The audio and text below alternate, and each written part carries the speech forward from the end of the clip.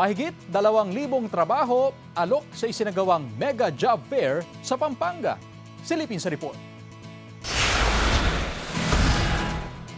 Daan-daang job seekers ang nakibahagi sa Mega Job Fair sa Pampanga. Kabilang sa mga maagang pumila ang 23 anyos na fresh graduate at board passer na si Engineer John Malyari. Ngayon pong panahon, ang hirap po maghanap ng trabaho. Nilalapag na po sa amin yung opportunity. Very helpful po sa amin na bilang fresh graduate makahanap ng trabaho. Bukod kay John, pumila rin ang 49 anyos na dating OFW na si Richard Bamba. 2018 nang ma-layoff si Richard sa trabaho sa Doha, Qatar. Mula noon, sumubok siya sa negosyo. Pero ngayon, hahanapin daw niya ulit ang kanyang swerte sa ibang bansa upang mabuhay ang pamilya.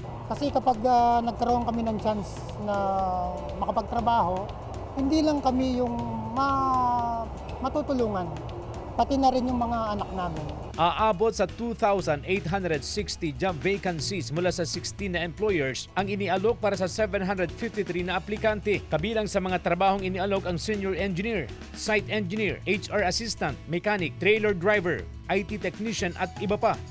Its employment policy direction is so much aligned, which focuses on the goal to expand access to employment and work opportunities through the creation of robust, dynamic economic base. Patunay raw ang job fair na ito na patuloy ang pagsisikap ng pamahalaan at pribadong sektor na makapagbigay ng oportunidad sa mga naghahanap ng trabaho. CJ Torida, One North Central Luzon.